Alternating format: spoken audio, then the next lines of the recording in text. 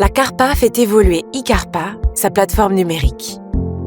Il s'agit d'une avancée significative en termes de sécurité, d'efficacité et de modernité pour la profession. Découvrez pas à pas les nouvelles fonctionnalités qui vous sont proposées et laissez-vous guider dans la gestion et la compréhension de votre écran d'accueil. Depuis votre écran d'accueil, la notification 2 en rouge vous informe qu'une opération a été renvoyée par la CARPA. Cela signifie que l'opération nécessite d'être documentée et ou modifiée. Depuis votre écran d'accueil, cliquez sur « Opération renvoyée par la CARPA ». Votre opération apparaît. Dans le cadre d'une demande d'information complémentaire, au bout de votre saisie à droite, cliquez sur l'enveloppe « Message ». Une page s'ouvre afin de vous permettre de répondre aux commentaires de la CARPA et ou ajouter les informations complémentaires. En cliquant sur la flèche bleue, vous validerez votre réponse. Le statut de l'opération deviendra « En cours de traitement par la CARPA » dans le détail de l'affaire. Dans le cadre d'une demande de modification de l'opération, cliquez sur le crayon en bout de la ligne. L'écran de saisie s'ouvre, cliquez sur les 3 petits points, puis sur « Modifier » pour effectuer votre correction, RIB, nom du bénéficiaire, etc. Puis, cliquez en bout de ligne sur le stylo pour valider les modifications. Enregistrez votre opération en haut à droite via le bouton bleu « Enregistrer ».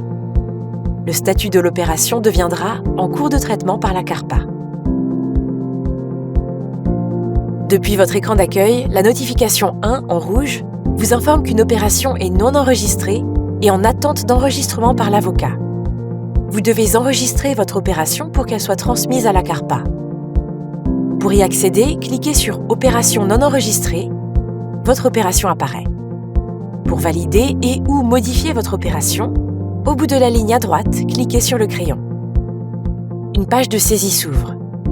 Vous pouvez modifier, si besoin, votre saisie en cliquant sur les 3 petits points à droite, puis « Modifier » et valider à l'aide du stylo les modifications.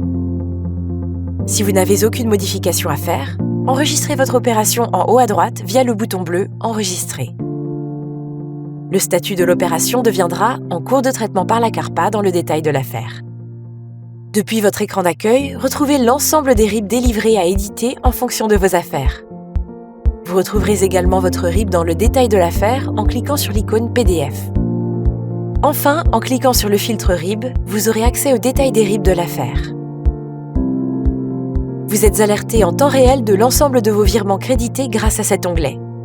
Le classement est réalisé par date de crédit du plus récent au plus ancien. Celui-ci disparaît dès la saisie d'une instruction de retrait sur l'affaire ou dans les 30 jours. Vous avez également accès à la liste de vos chèques en attente d'édition et en circulation, ainsi qu'à l'ensemble de vos affaires stagnantes. Cette évolution numérique vous permet d'entrer dans une nouvelle étape de digitalisation et promet d'améliorer durablement la gestion de vos opérations de maniement de fonds. N'hésitez pas à consulter les autres tutos disponibles.